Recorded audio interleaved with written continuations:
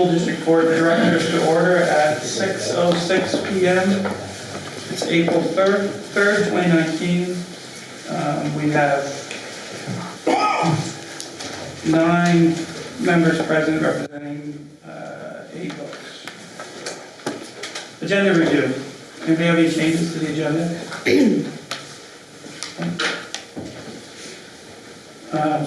Can I get a motion to approve the agenda? So moved. Thank you, Al. Second. Thank you, Nilda. All those in favor, signify by saying aye. Aye. Opposed? Thank you. 8-0. Please rise and join me for the Pledge of Allegiance. Pledge of Allegiance. To the flag of the United States of America and to the republic for which it stands, one nation, under God, indivisible, with liberty and justice for all.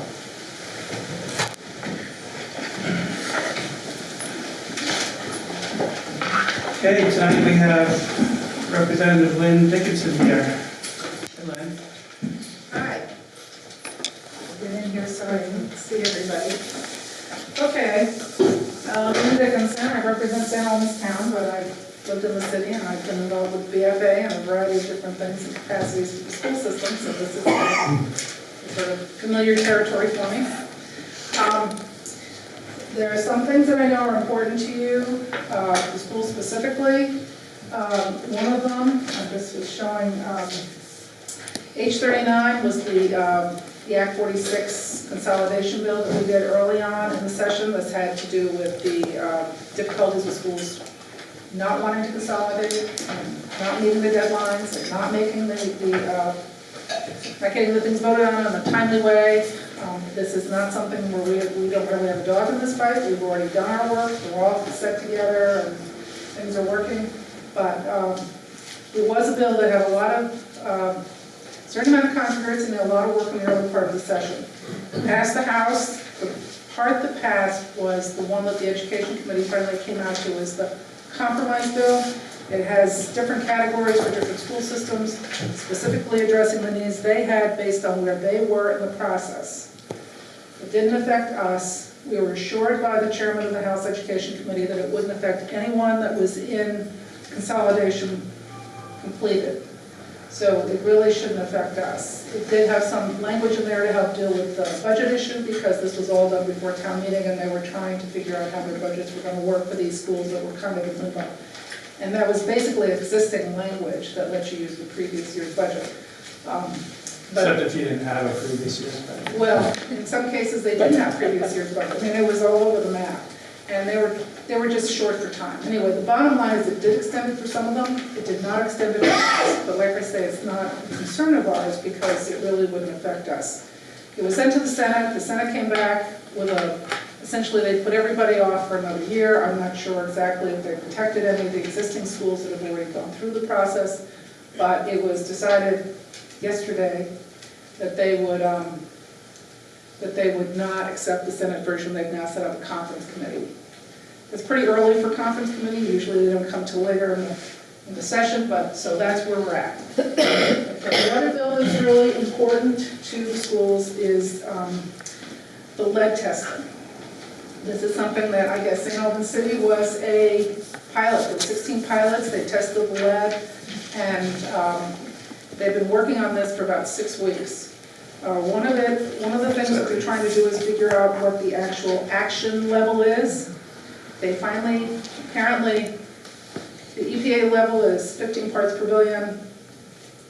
The House decided to go with 5 parts per billion. The rumor was that the Senate wouldn't pass anything unless it was 3 parts per billion.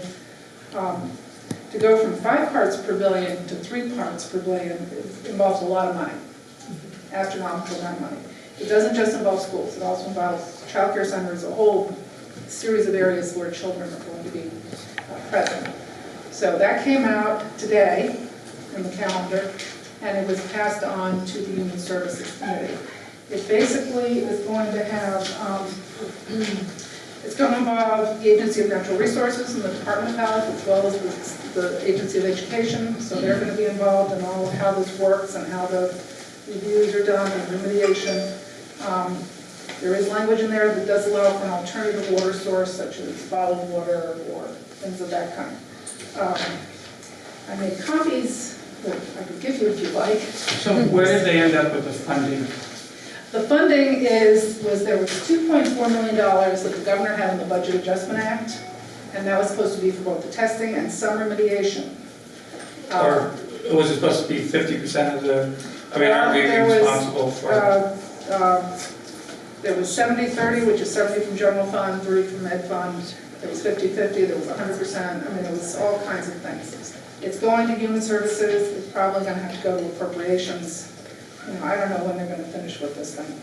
But they have all kinds of, in the language, the allocation of funds, remediation, eligible costs, they have a whole bunch of language that they put in here that deals with very specific things like public drinking fountains and ice machines are $1,849, outlets used for cooking, $554, and you know, like that. So they've got a whole bunch of language in there that deals with that. It's still in progress. Okay, it's going to be expensive. Not settled, and it will probably be more expensive than the $2.4 million. Depending on what the Senate does, depending on what they actually use as the action level. And I guess we had pretty good results here in St. Albans City. Some of them had very low results, you know, like 1 part per billion or a fraction per billion. So I don't know, there were 16 test sites, pilot sites. The other thing is we in Commerce have been working on workforce development, which is what we've discovered. It's not really something we should be surprised by with our declining population and everything else. We have lots of jobs, we just don't have a lot of people. So we have, and you've been hearing for years that the jobs are available, they can't find anybody to fill them. The skill gap there between what they need and what's actually out there in the workforce, it's actually it's really worse than that. We have everything from people who do maintenance and very basic unskilled jobs right on up through CDL drivers, through the trades, to nurses and engineers and executives, and trying to recruit people all across the board. And so there has been a real push to get workforce development here as part of our mandate, and we're trying to go and work with that. There's probably the most important part about this that affects BFA and the schools is that they're looking at adult CTE, seeing this as a way to go and create apprenticeships, training, you know, all kinds of things. They've got all kinds of stuff. The Department of Labor is really tied in with the Agency of Commerce and Community Development to do all of these things. But the adult CTE, we heard from several people from there, and that is something we want to really focus on to get more adults in for retraining, get them into internships, returnships, apprenticeships, a whole gamut of things. We're going to be working with CCV and VTC as well. But that's the #1 goal. Some of the people, there's only like 3 full-time adult CTE administrators in the state, and the rest of them have different part-time relationships. Some of them are better than others. You know, I suspect we always had a fairly decent one with BFA, but that's something that they're really focusing on. And Sarah Buxton is doing that with the Department of Labor. We're also looking at early college type model. As some of you are familiar with the early college, we've had students from here go on to early college, like at Johnson, where you do your senior year and you go to college at Johnson, and you get up with a 1-year credit for your college education. It's free college for 1 year. And you know, I don't remember the financial situation, Martha probably knows it better than I do, but it's I think the CCV tuition rate or something. Anyway, the bottom line is they want to do that for the high school students in the CTE centers, where they would go and be able to do something, mostly with Vermont Technical College, and they could get 1 year's college credit. There's comments in the Senate that they want to do the whole 2-year college out of the CTE centers. I don't know if that's practical or not. You know, there's details that have to be worked on there, but that's the really big push, is to try to extend that into the technical centers. And there's all kinds of other things we're doing, but those are the things that really would affect the schools here. Any questions? I mean, lots of other, we had a 2-cent increase in heating fuel oil, heating fuels, all the different fuels. That was passed last week, so we've got lots of things that are going on. Couldn't think, there's other things we've done, but those are the big ones for you guys. Yeah, I think I heard you guys set a record on bills introduced. Oh, yes, yeah, I mean, we had one person who introduced like 90 bills. I mean, it's, you know, we don't have the staff to do this. It's just, It's probably mine. yeah, I mean, we have 13 lawyers or something who write these bills up, and they've been held back, and help, you know, it's just really created a bottleneck. There was a bill put in to limit us all to 5 bills per person per year. It probably won't go anywhere, but that was, So Lynn, Yeah. my son Mike sings your praises in the way you've handled the delegation and the, legislative breakfast and dealing with some sticky issues and making sure it runs smoothly and people don't get out of control. So he was saying, Oh, thank what a you. good job you've done with that. yeah, I'm the chair of the delegation, he's the vice chair of the delegation, and, so if any of you've ever been to legislative breakfast, there can be a real cross-section of the population that shows up. We basically set ground rules, and we've had really good luck. Yeah, you've done a really Yeah. nice job with that. So lots of interesting issues come up, so, anything else? I just want to, you mentioned a lot of neat things there, Lynn, but I just have to mention, because you tactfully did use the word, but let's not forget that this lead bill, which we knew was coming up and we think is appropriate, is turning into an unfunded mandate. Well, You yes. said yourself it's expensive, and 30% of expensive is going towards us. And it's just another case of the legislature throwing more and more on the schools and then wondering why the taxes go up. Yeah, well, one of the things I think is they added a school test or some kind of a water test for a school, and the lead level was high. And it became obvious, maybe a couple of schools, and maybe it came out of the pilots, I don't know, they had 16 schools in the pilot program.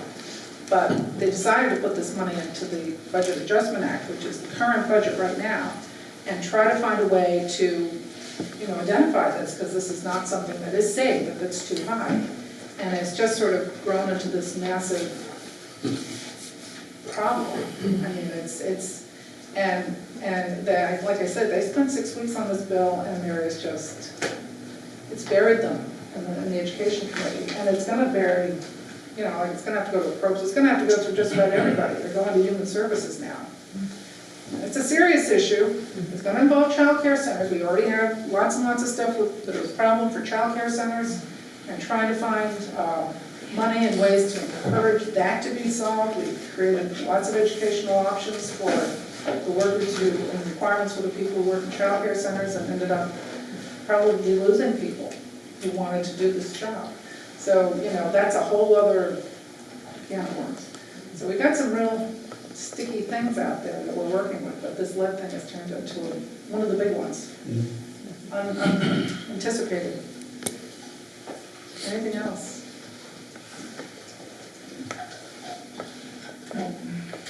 Well, if you have any questions, if you have any issues, let me know. I always read between the lines because I started doing all these school boards and different things, so I know it's, I will say that one of the things that we did here is that we built on 40 years of work for people who worked to make this a consolidated system. Initially, we did a K-12 unified system back in the 1980s. And we then did the issue with BFA making it in high school. And so this is something that's been built over time, and it might have looked easy, but it took 40 years to get here. And, I'm very happy to see that it's worked out. So thank you. You guys are really Well, thank you, Lynn, working for hard. coming. Thank you. Thanks, Lynn. Thanks, Lynn. Lynn. Okay, visitors. Do we have any visitors here who want to address the board? Okay. The consent agenda has minutes from March 20th. The media packet did get in there. Financial statement and staff changes, which I believe was one resignation. If nobody has any objections, the consent agenda will be adopted. Does anybody have any objections? No? Seeing none, the consent agenda is adopted. We do not have any old business. New business. I need Kevin for this one.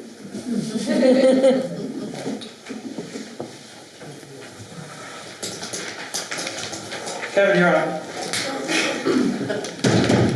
So we have the Collins Burley Director candidate. So, as everybody knows, Dave Kim's retired this year. And the Collins Burley Board went through a process of recruiting and hiring a new director. And Al, before I go any further, I don't know if there's anything you want to say, because you're the rep for the Collins Burley Board. Committee was appointed. The committee consisted of Claudette Boswick, Chris Moss, Kevin Manahan, Mike Lewin, and myself. We went through a lot of resumes. There were about 7 or 8 that looked very promising. We brought in those people for interviews.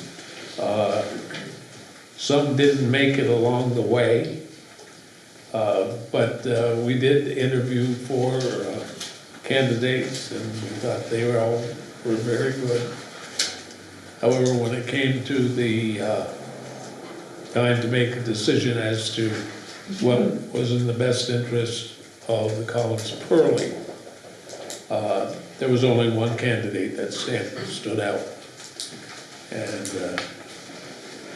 I'll let you go from there. Okay, well, thank you. Which one was it, Hal?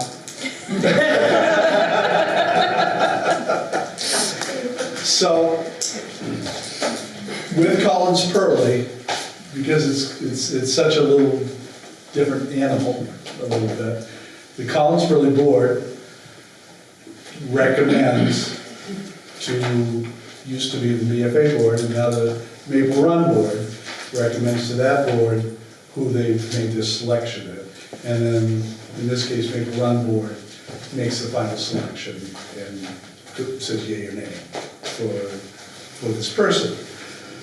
And he's here tonight, and I'd like to welcome him and just say that the board, I think unanimously, voted for Tim Vians, who's presently the assistant manager there.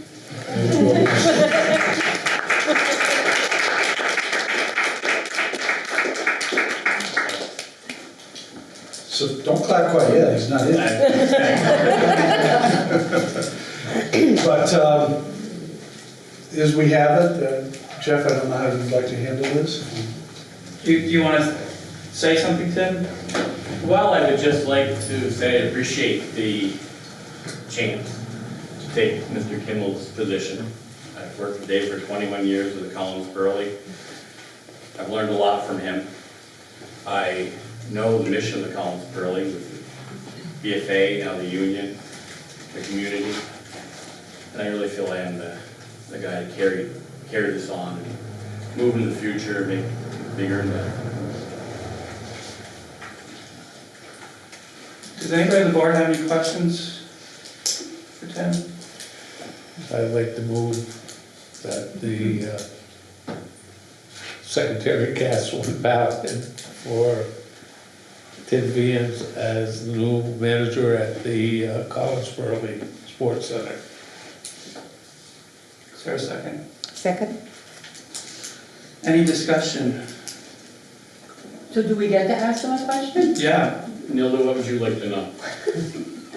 How much time do you have? No.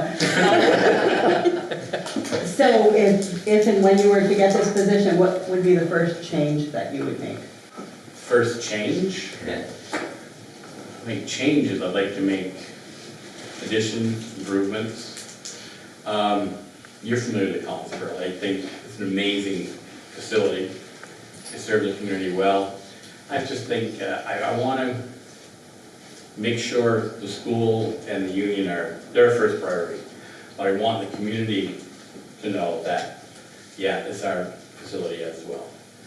And I guess I just want to make it more, not more friendly, but I want the community to know we have a lot of great things going on up there. Good answer, thanks. I think with that new playground, you should be getting a Oh, lot that'd more be beautiful. community members. Right? It's a, say committee members. Community members. Not any, yeah, committee is wrong. Yeah, that'll be a great addition. Any other discussion?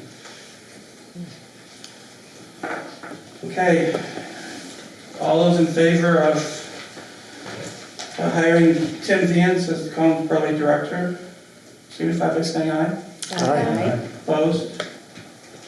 Abstentions? 8-0. There you go. Now we can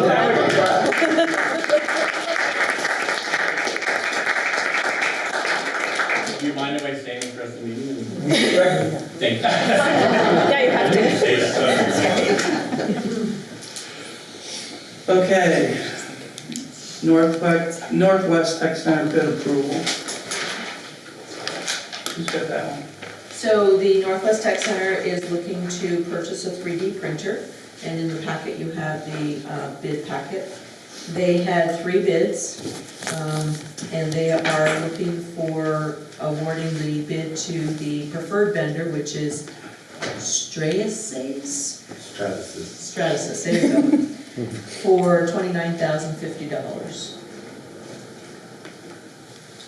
And the reason why we're approving this is because our procedure is that we approve bids over 25,000. Correct. Why was there such a huge difference between the three? Exactly. Makes you scared. Yes. That's why I'm here. This is Doug Bell, he is our Engineering Technologies program, so I was anticipating that you may have questions on such a large purchase. And so he can speak to any questions you may have. The technologies vary wildly. They're everything from plastic to metal deposition.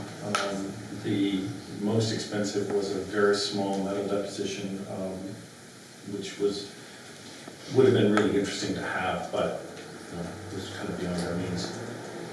But we really ran into some issues with 3D printing is kind of moving into industry much more. When we first, we have a 3D printer that we had from this company, which lasted us 4 years longer than its life expectancy, so I'm very happy with it. But during the 9 years that we've had it, 3D printing has become an actual manufacturing technique, and so the level of machines has gone up substantially. $74,000 is actually a drop in the bucket compared to many of them. We started at the $500,000 and go up range. To the Nort's Titanium uses 3D printing technologies for their technology. I don't even want to know what it does. This is a small, medium sort of prototyping machine that is similar to what we have now, slightly larger, but still very appropriate for what we do. Our current machine has really allowed us to do some really rich experiences with the students. When we first started, when we first got the machine, we did a collaborative project with Superior Technical Ceramics where we co-developed a part for a French nuclear power plant. They developed, we both produced simultaneously. It was a very amazing experience for the students and myself. And our 3D printer came in handy because we had to have a change approved because our equipment wouldn't manufacture the part the way they wanted it. So we printed the 3D part and we sent it to the engineering company in London and they approved our change and sent it back. And it was a very amazing experience for the students. Wow, that's great. And I'd be happy to answer any other questions. Thank you for asking. Yeah. So the student's as good as, if not better, than what's existing? This is slightly better than what we have. I mean, the technology's improved in 10 years or 9 years. And so this is a better machine than what we have.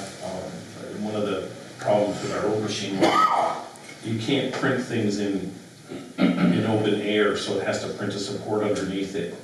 And our current machine, you have to break that part off, Okay. and a lot of times you damage the model that you're making.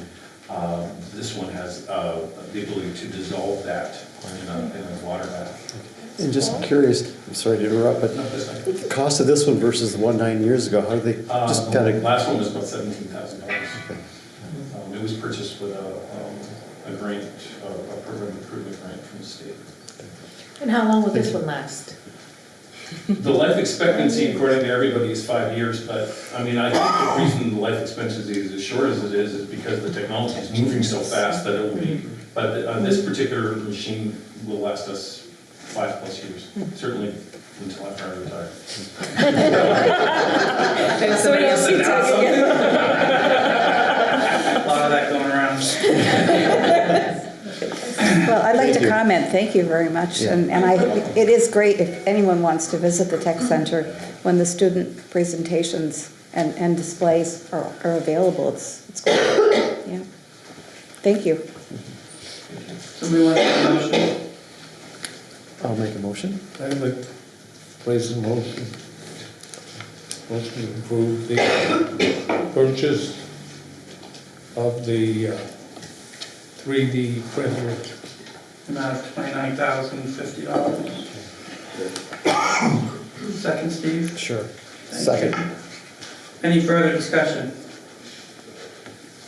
All those in favor signify by saying aye. Aye. Opposed? 8-0. Thank you. Okay, another bid. SATEC shipping and receiving area upgrade. So this one is for the SATEC building. They are looking to add a mezzanine in the receiving area. I'll give you the highlights, and if you have more questions, I'm sure Jason or Angela will be able to answer. They put this out to bid in the fall.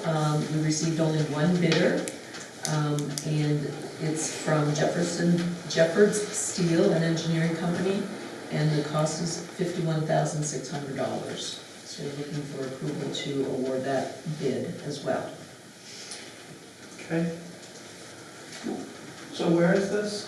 So I should have a little visual that wasn't attached. We have a shipping and receiving area, and in our school we're very much lacking storage space. So we, for example, have class sizes change. We don't have anywhere to store that furniture, extra things that you don't really want to get rid of. It's kind of hanging out in the hallways and corners and whatnot. And so we don't really have anywhere to store things. Our shipping and receiving area is very full and tight with supplies and other materials. So we've had this in the works for a while. This mezzanine is like a second level. And so there'll be much additional storage, almost 1,000 square feet above the shipping and receiving area. And it's in a good location in terms of if we get like pallets of things, we can store them up there. And also there'll be some stairs, we can easily get to it. And it'll be really important for us to have that ability to store some of the materials and things that we have to purchase for the school.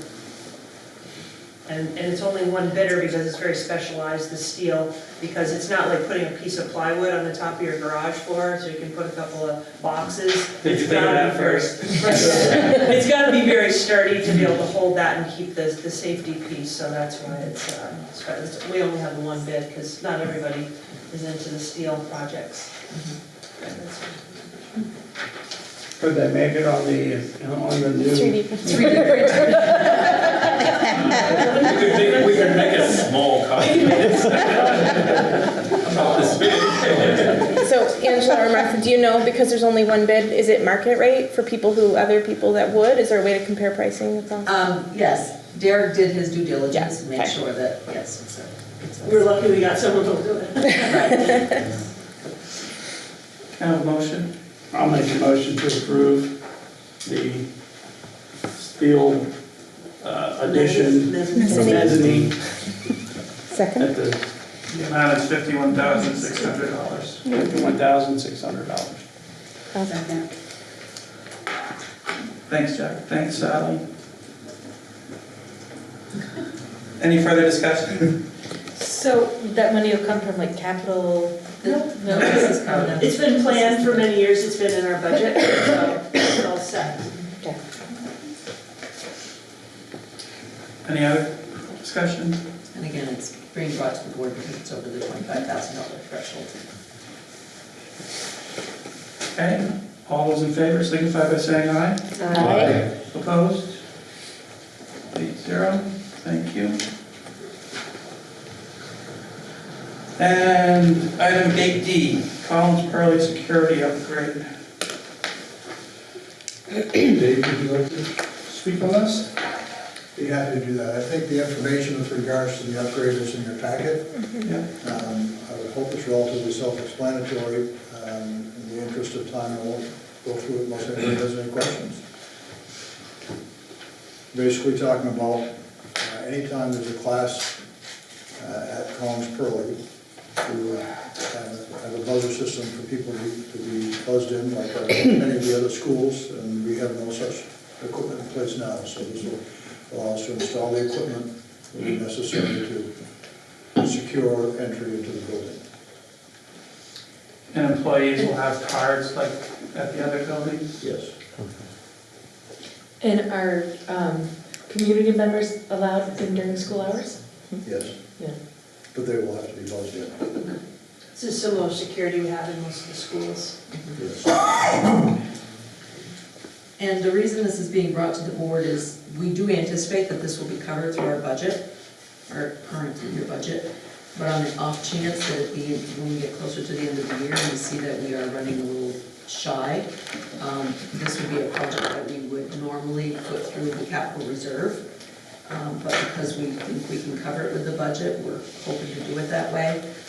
And so we're looking for approval at a future board meeting to authorize us, if in the event that we need to use the capital reserve funds, that we would have the access to do so. So when would the work be planned, during the summer, or?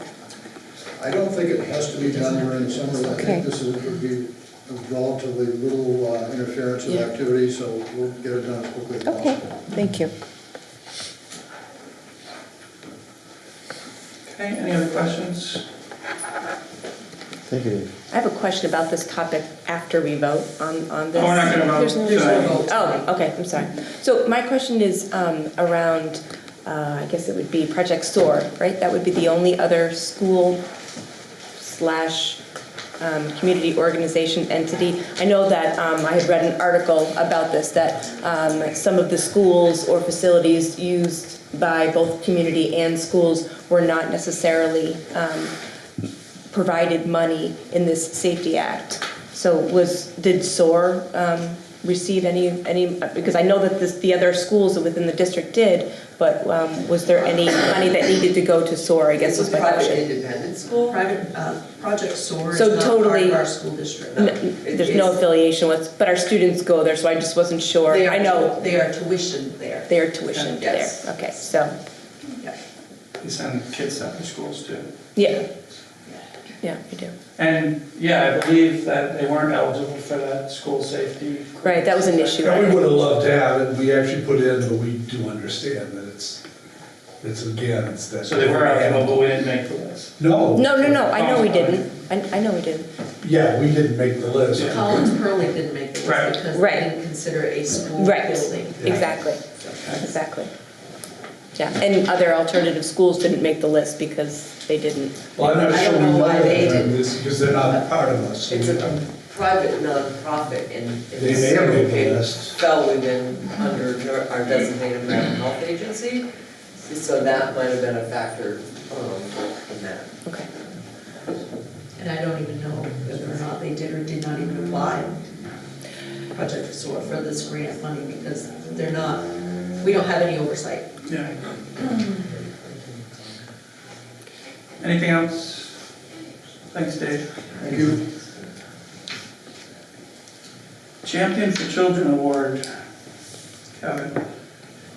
I'd like to bring a proposal to the board. We continue trying hard to involve our community in our schools in many different ways. And one way that we're extremely successful is through our volunteers. people who come in to schools all the time and are working with our kids in many different ways. Well, you name it, I could go on forever about the way we have community members coming in. And I like to suggest that these unsung heroes get some sort of recognition for more than that. And so, I just made up this phrase, it doesn't have to be this phrase. I was thinking it might be great if the board was interested in having a Champion for Children award that the board would give to community members who, through in their many different ways, work with our schools, work with our children to better our Maple Run. We would, if you were to think this might be a good idea, we'd get together as a administrative team, and I would hope maybe include some board members who could come up with the criteria for that award. And then we put it out, and once a year we could give out the Champion for Children. So I'd like to hear your thoughts on it. So I have some thoughts. Because there's so many volunteers and all, if you look across the schools, it might even be nice to have the schools maybe nominate a bunch of several different people, and even, this might be over the top, but I've volunteered in organizations before where we do, different organizations nominate volunteers, and then there's some sort of awards luncheon where someone, people are recognized as being nominees, and then there might be a Champion for Children award given out. It is kind of a nice idea to recognize the volunteers across the school system. Do you envision this being for each school, or just as a district as a whole, one person or entity, or? Well, it'll be a board decision. Eventually, I was not envisioning that. I was thinking it would be a Maple Run award, because you're the Maple Run board. But Susan actually has a great idea that the nominations could take place in the schools, and there would be a way of recognizing the nominees for those schools, but then there would be a selection process, and it would be Maple Run rather than Like we do for a teacher of the year. Yeah. Or actually, it's not Teacher of the Year, but it's Superintendent Leadership Award, which should be staff members too. Yeah. Which leads me to the point of that that's a possibility of putting that criteria together, and that would be a good thing to introduce at our retreat when we have it. What the criteria might be, you mean? So, the opportunities there. But I think that's a good idea, Karen. As long as we come up with some criteria that's going to reflect what you want that award to do. Sheldon, what do you think? Oh, I don't have a problem with it at all. I think it needs to be developed a little bit. It's a good, excuse me, a good positive face for the Maple Run district in the newspaper, and that's always great. I see it as like the idea, excuse me, like the idea of recognizing everyone in some venue, and then you choose your star. I see it as particularly challenging to single out any one person, in as much as a former volunteer for Four Winds, everyone who shows up in those classes is a hero in my book. And other volunteers with other groups that go into the schools, all of them champions. I like the idea. I just, from year to year, how we would pick one always seems like, But I'm sure they would love the recognition. I would tell you, Steve, as someone who selects the Superintendent's Leadership Award every year, which is any staff member in the whole district, nominated by our schools and our central office. I have the same problem. Yeah. But it always turns out to be a great event, I feel. And the staff like it, and that person who's selected, I know when I talk to the staff about it before I give out the award, I mention that this person represents all of them, because we got loads of good people. But for that year, we're highlighting, and to tell you the truth, every year there's 3 or 4 that I could easily select. Well, it's certainly worth exploring. Sure, it's like the mother of the year, the same thing. And let's face it, we're all heroes. But you know, and it'll somewhat tie in with whatever criteria is selected too. There's really a mother. It's a great idea. Yes. How come I've never been nominated? We could all say. Next year, Nilda, I'll sign you up. Well, Sounds like people are in favor. it sounds like people are in Yeah. favor of it, so. We do it every year at Sheldon. It's really nice. Oh, do you? Yep. Do you have criteria already Yeah, set? well, we call it the Bear Award, the Bear Community Member Award, because that's our mascot, and it's a nice tradition. And a class makes a barn quilt, you know, for them, because that's our thing at Sheldon. And so we give them a barn quilt and thank them for their service for the year. And I don't really feel like anybody else feels slighted. It's a really nice presentation and a nice sense of community, and it always goes over well. Thank you. Shows that you appreciate volunteers. Yep. So then I'll start the process at the school level, but then whether we do it through a retreat or we have representatives, I would want, it's your award, so I would want board input into making that criteria.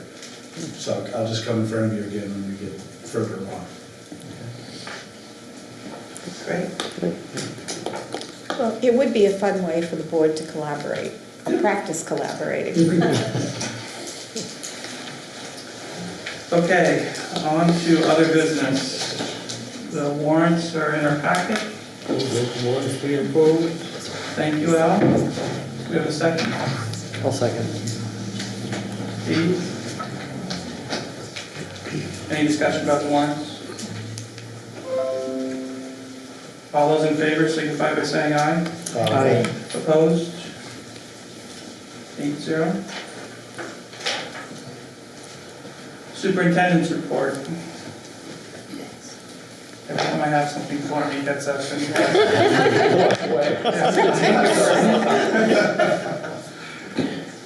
So, if you recall last time we met, I mentioned that we were going to do the newsletters differently, and it was going to be over a longer period of time to increase quality and increase the content. So the first one of those newsletters is out. This first one, we have hard copy, but Brenda, I believe it's still online too, right? It'll be on website and stuff. But for the board, for this first time, we do hard copies too, so you can see it. I just want to thank everybody who was involved in that, and including Dino Patsouris, who many of you may have not met because he's relatively new, but he works mostly at the tech center, and he's just done some good work about getting this out. And the newsletter goes not only to you, but it goes to all of Maple Run, and it goes out into the community through our website and other ways, right, Brenda? Yes. So I will pass these around.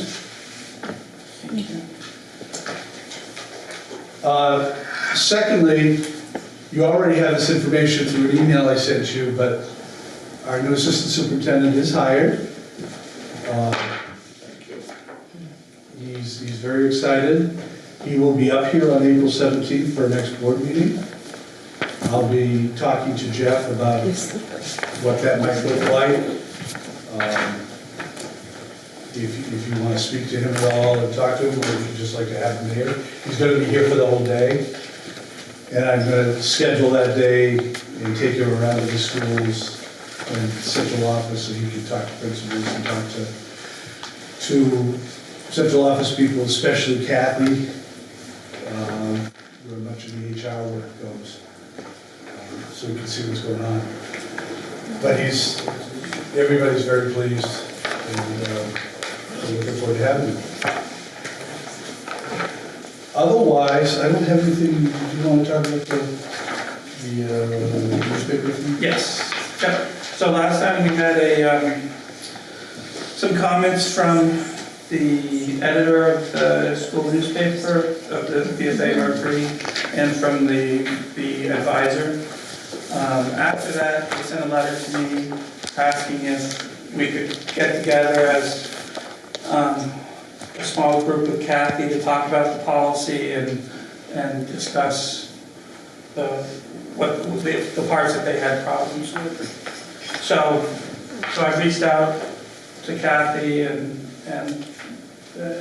Mercury Advisor, see if we can set up some dates. I could include another board member, so if somebody's interested in attending that meeting, just let me know. And I think I included the policy in your handout so that you can refresh yourself. Do you have any idea when that meeting might be? I don't know yet. We haven't heard back from them yet. So. The only thing I would say is it's probably going to be during the day because it's going to involve the students. Could you also maybe attach the unabridged policy? So this is the model policy from the state, correct? You mean So, the legislation itself? Yes, I guess Okay. so. Yeah, I can send. They were quoting things that were not, to their, their opinion was not included in the policy. So Yeah. I'm just interested as to what they feel was not included. Yeah, I can send you a link to that. I just wanted to look up the number. I think I have it here somewhere. Thank you. Yeah, 16 VSA, section 180. We could actually scan that tomorrow.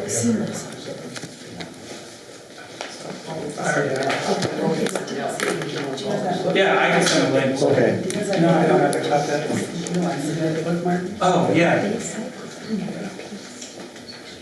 I'll send you guys this link, but I will say I've reviewed it. If you look at it, it's pretty darn close. Okay. So, anyway, so that's what we're going to do. The other thing we're going to try to do is, we pretty much took the model policy verbatim with a couple of words added, not subtracted.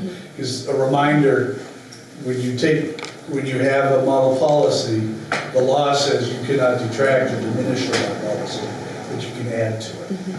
And so there were a couple of things added, like the word fraudulent was added and things like that. So we believe, as part of this process of meeting, is that we've reached out to the person who actually helped write the policy as part of the Vermont School Boards Association, because that person should be involved too to justify and explain why the policy was written as it was. Who's a lawyer? Great. Is it possible to give a thumbnail as to I listened last time, and I was trying the takeaway as to what specifically troubled them. Is that possible to discuss tonight at all, or? I mean, no, it isn't, is it? What I would say is they published an article yesterday in the Mercury, and that might be a good idea for you to read that because they kind of state their side. So I can send you a link when I send you a link to the legislation. Great, thank you. It's hard to tell when they just had, a little bit of public comment. Yeah, okay. But that says more. Would you send me a link to that? I'll send it to everybody. Yeah, thank you. And that's all I have. Most of it was me.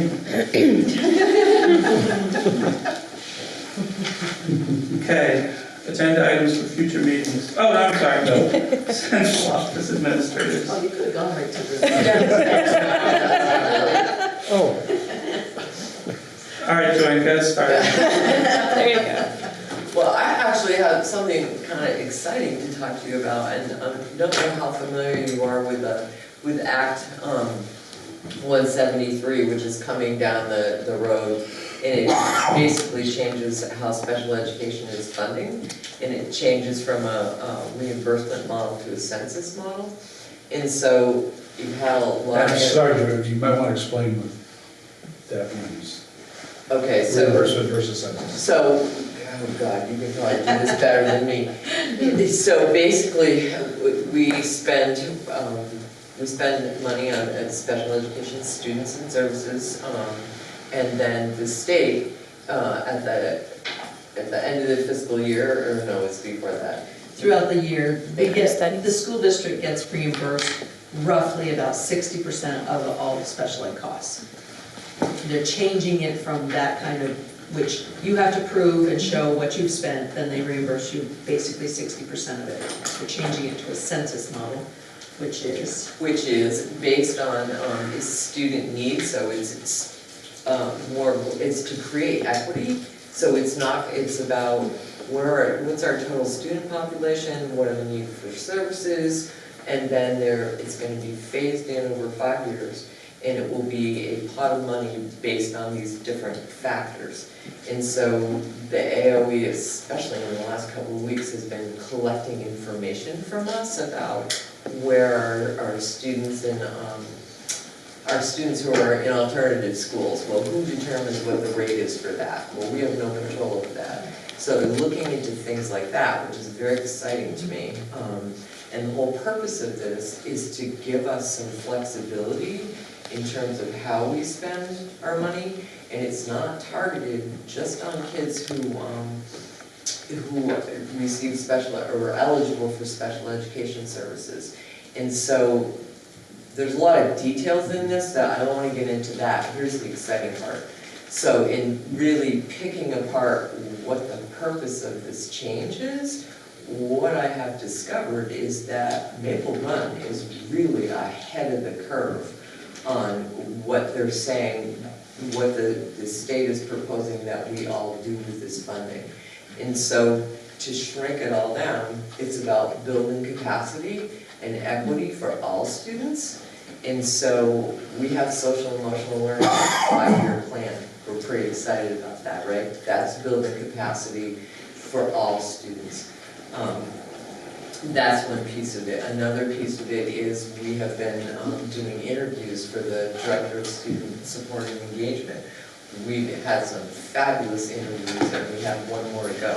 So if anything, we're going to probably be a little challenged in terms of who's the best person, because they're all so good. So that's building capacity, bringing in a position like that can work with all of the schools. With the help of the tech center, Lisa and I and a few other people have designed and now implemented a course called Registered Behavior Technician. So that's giving a different level of training to work with kids who have behavioral challenges. And the initial idea was we were going to cap this at 15 people. And there are 24 people who have started the course. So that's incredible because we're building capacity once again. So those are kind of the highlights at this point, but it was just nice to see that, without even realizing this whole funding situation and what the purpose of it was initially, we've gone down that path. So I'm hoping that, we're going to be ahead of things when the changes come. What was that class called? Registered Behavior Technician. Is that like paraeducator certification, same kind of idea? It's a step up from that. Yeah. It's pretty rigorous. Do you want to talk about it? I mean, it's pretty rigorous and... Is it a behavior interventionist? What would you get afterwards? Yes. And part of this is working with Kathy and to develop a different level, I guess. So a step up from a paraprofessional who might have limited training before they come and they work in our schools and we provide some training. This is through the Florida Institute of Technology, did I get that right? And it's also, it's a collaboration between our schools, so part of the training is online and part of it is face-to-face. And so it's been a collaborative effort between the Tech Center, VFA, Dean of Students is one of the people that's teaching the FaceTime part of this course, Heather Hawkins from SATEC. And then we all work together to design how this would play out, so. Is it like a recognized licensure or Yes. in the state? Well, Is it it's certification. Certification? Certification. Statewide? Nationally. Nationally. And there are some things that go along after you've gone through the course and you've passed competencies. You also have to take a test, the Pearson Testing Center down in Williston. So if you pass all of that, then you get your certification. You also have to be supervised by a board-certified behavioral analyst. Okay. And so that is also, we have a couple, Heather and Cameron are both BCBAs. We've also talked about how do we get a BCBA in each of the schools, so that's been part of the conversation. So again, we're just really building capacity, and what that's going to do is reduce the number of students that we have to send out of district placements at a lot of money. So that's my report. So do we know if the funding's gonna be a lump sum based on the number of students that we have? Do we know what's gonna happen as students move in and out of the district during the year? They're still figuring all of this out. Okay, so we don't know. Yeah, we don't know. We don't know. They're working on putting together The rules of how all of this is gonna go down, and then what your pot of money is gonna look like over the period of 5 years. So the act passed, and now they're in the figuring out all the logistical details. Is this a one-year lump of money, or is it how many year? Okay, so are we Grant budget, talking is about it- two different things? Are we talking about the BCBA piece, the RBT piece? No, Or are I we was still talking about the funding? budget, the The funding. funding. So it's gonna be phased in over 5 years. 5-year period, And right. after that, It's an annual. it will be an annual, annual. okay. Sense, Just yeah, wanna- an annual block grant, basically, Okay. is what it is. Any other questions for Joanne? Thank you. Martha? Okay, so I've been busy with child nutrition lately. We are actually scheduled for a child nutrition audit on April 16th and 17th. And in preparation of that, I had to send, between myself and the manager of the Abbey Group, we probably sent, not kidding, about 150 documents to AOE in advance for them to start reviewing before they get here. AOE's been busy. So that's taken a little bit of time. Besides that, the summer feeding program application is coming up due, so I've been working on that process, getting that prepared and ready to go. Working on the Vermont Municipal Bond Bank application for the bond that was passed for the Bellinsville Academy project. Also working on the Visbit multi-line insurance renewal application that got sent out a couple days ago. And the business office is working with the HR department, and I'm gonna probably steal your thunder. We got the teacher contracts out, delivered to the staff. Thanks for Jeff returning them promptly once he signed them all 300 and some odd of them. They've been delivered to the staff. Now we're waiting for them to be signed and returned. Our next group is the union support contracts. We're now gearing up to get those prepared to go out. And then it'll be the non-union letters of intent. So between the HR department and the business office, that's our key focus for the next couple of weeks or month. Any questions for Martha? I was told that it's your birthday, so happy birthday. Thank you. 39 and counting. Kathy? We are processing lots of paper these days, a lot of contracts, a lot of email questions, concerns people have about their contract, and making sure they're right and making changes if there's changes to be made.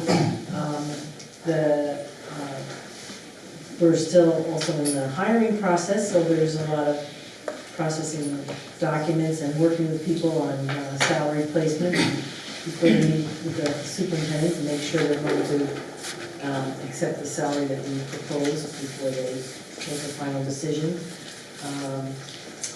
And just this is our really busy season. We have tried a online job fair. We mostly got requests for people to give them work visas coming from other foreign countries to come work here. But we have had some really great leads. We participated in the job fair with the tech center, and that we had several students that are looking for summer work. That's going to work out very well for us. We are seeing an increase in the number of people applying for job positions. We're finding that we're early in the season so that it's easier to get people who haven't signed a contract yet for next year. So we really push to work on that at this time of the year. Working on some side letters to bring to the board, extracurricular and co-curricular wages, and we're also working to have a template that lists the qualifications of new hires, so as they get additional coursework, it's a little cleaner and a little quicker for us to look at their background and what they've added, so that Brenda does a lot of the work on column movements for people. And so we're finding that if we establish the starting point for people, it makes it a little simpler to look at what they added after we hired, to ask for column movements. So, busy time. Sounds like. So will we have the co-curricular and extracurricular? Next time. Next time, okay. Possibly, yeah. We're working with the administration, so. To make sure we have all the right items listed in the co-curricular guidelines and extracurricular guidelines. Any questions for Kathy? Melanie? Excuse my voice, I'm sorry, it's doing a little better right now. But again, it's that time of year. We're having fun making preparations for next year. Looking forward to summer school services for some of those students, which is a lot of fun. The classrooms are busy. We've got everything from outer space, course lessons, and watching the staff run and making maple syrup. There was a family night at Curiosity Corners last week, a math night at town. We had 2 little mini art shows in some of our classrooms, which were fabulous. The teachers are really working hard with the students, applying things to books, real world knowledge, getting them ready for kindergarten. Of course, that's kindergarten transitions coming up very soon as well. Spent the day in Waterbury, continuing to work with child care licensing, agency of human services, kind of blending public school into those child care pieces and trying to reduce redundancy in some of the things that we're doing and what the schools are already doing and what can we work with in those directions. So look for that in the next few months. They're going to end up sending that out for public comment. So something to be looking forward to. Of course, we're also working on, with our partner sites, the contracts for next year as well, and collecting information in those aspects. So a lot of moving parts and a lot of fun. Okay. Any questions for Melanie? Okay, thank you. Hi, Michelle. Good. So we've been busy. I've been working with business office folks on finishing up a desk audit. I think we're pretty much done submitting the last round of paper that went to them. Was about that. I think the state loves getting paper from It us. was crazy. This Like, time of year, right? That was the stack of contracts, I think. Yeah, it was, we had to print a lot of IEP documentation. They randomly selected special educators and paraprofessionals, and then we had to go in and print service pages and cover pages of IEPs to send of those randomly selected people. So, you know, some of our SLPs may be serving up to 60 people, so those were 60 IEPs. So those, I mean, it truly was a stack that actually when Renee Patterson drove down, she was on her way someplace else, and she just said, I'm just gonna drive it and drop it off. And she had to pick up. So that's, we're waiting for questions back from them on that, but that, I think that's the last of like the big push of information we had to give for that. And then in return of all that push out, I got a similar stack back from our field of all their time studies that they had to do. So next year will be their last year of time studies. It's a cumbersome process, I believe, for them. It's, you know, they have to detail for a whole week every single minute of their day, special educators and paras, and then it all comes to the central office, and then we have to make sure that their time is being spent in accordance with how we can use our special ed funding. And then we work with payroll to make sure that it's being coded the right way in payroll and that we're not using special ed funding to pay for something that's not an allowable expense. So I'd say it sounds like this is like the compliance part of the position. So I'm also still spending time in the field working with administrators and staff and families, going to meetings and working through those. I was able to do a team building activity with one of our special ed teams during in-service, which was a lot of fun, I think, for them. And they had some really good insight into how they could look at their work with students differently. It was a nonverbal activity and they had to communicate without words. And they kind of started thinking about, I wonder what this is like for our kids when they're getting different directions from different people and may not even understand, you know, exactly what we're trying to say to them. So we had some really good conversation about that. And the other thing, Joanne and I were in a meeting and we were meeting with principals and she pointed this out, but I thought you should know. Our principals do a lot of work. I mean, Joanne and I go in and meet with them around special ed issues, but they're in school buildings day to day doing a lot of work on the special ed front with our kids.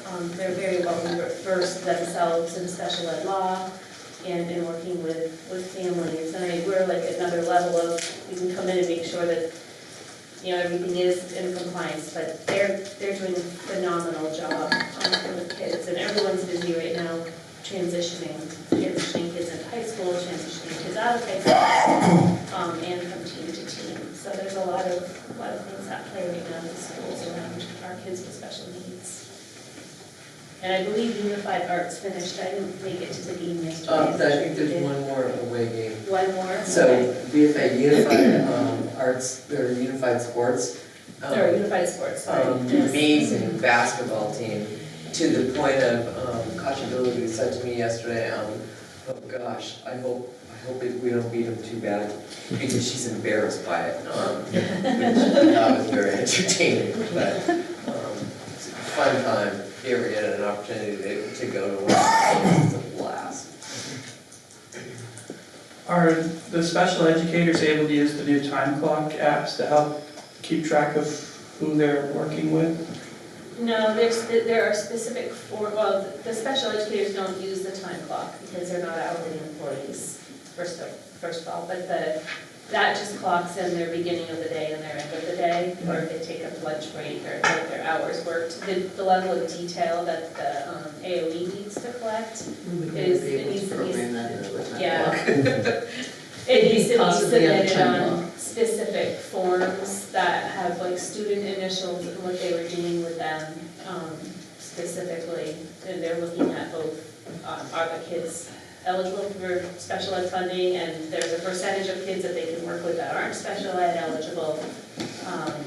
And then the activities are actually doing, some of them are special ed eligible, but some are not, so. The activities relate back to what's on the service pages in the IEP, so it's Yeah. pretty complicated, and it's 3 times a year, and everyone is very excited that it's going away. Yes. And it's going away because of the funding changes? Correct. Yeah. Correct. So that will be a good thing. Takes a lot of time, but doesn't necessarily improve outcomes for kids. Ignore it. Any questions for Michelle? Thank you. So, as a district, we've been developing a 5-year teaching and learning plan. We're including data and assessment, and we've been looking at points of data that we want to collect for next year so that we are unifying that process. We're looking at coordinating our curriculum, and we're looking at ways to develop instructional excellence in our classrooms. We finalized the priority standards for both ELA and math, pre-K-12. And our next steps would be to look at curricular resources to teach those standards.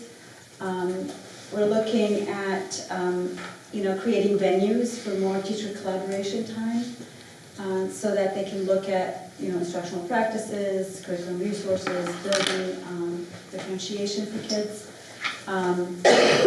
We're also looking at more opportunities for district-wide PDs for next year. As our instructional program and educational program comes together, there's going to be a lot of commonalities that we can have at the same time, so we're trying to make good use of that. And we're looking at our SIP, our continuous improvement plan. We're looking at our investments and what we're investing in, and if it's working, we're going to continue on doing that next year, and maybe adding a few depending on where everybody's going. So that plan is really aligning our curriculum instruction and data and bringing us together as one district. And the team here has been very supportive. As you know, I'm new to Vermont, so I'm learning a lot from the principals and the teachers and the central office people here. They've been very supportive, and Dr. Kevin.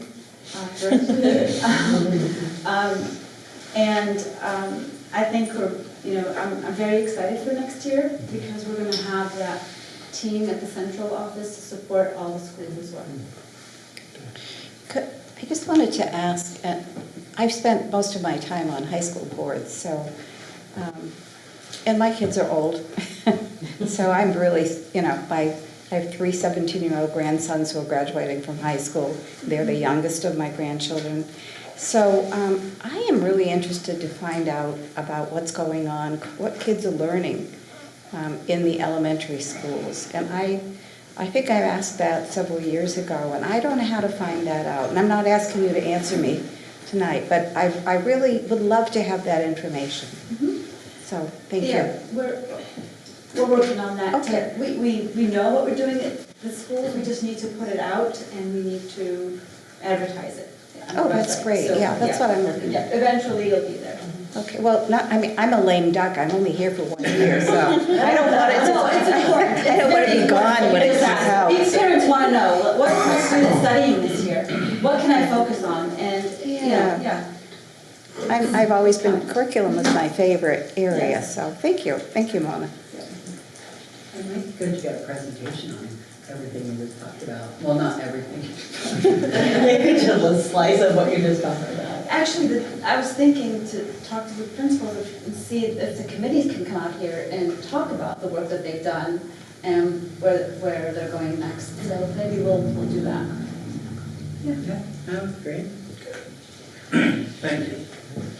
Dave? Now you're hiding back there. I'm very happy that the board approved the appointment of Tim, and I have absolutely no doubt that he will do a terrific job, and you'll be wondering why you didn't get rid of me sooner. And the answer is because you didn't give me a golden parachute. That's some pressure, Tim. Do I I get everybody? Agenda items for future meetings. So hopefully we'll have the co-curricular and extracurricular guidelines next time.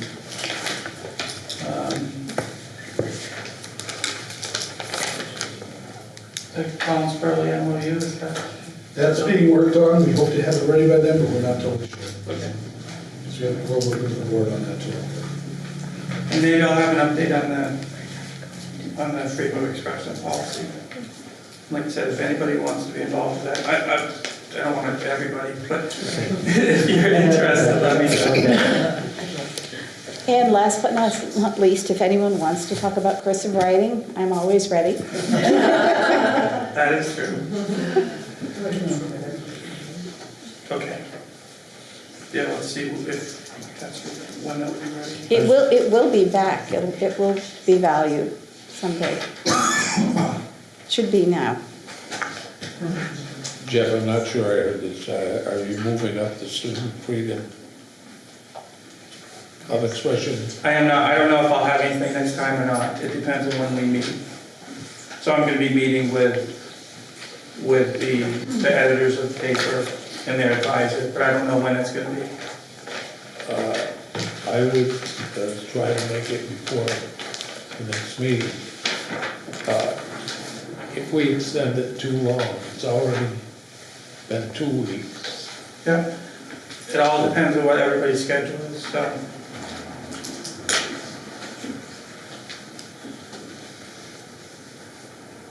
Well, who's everybody besides you and the 2 individuals?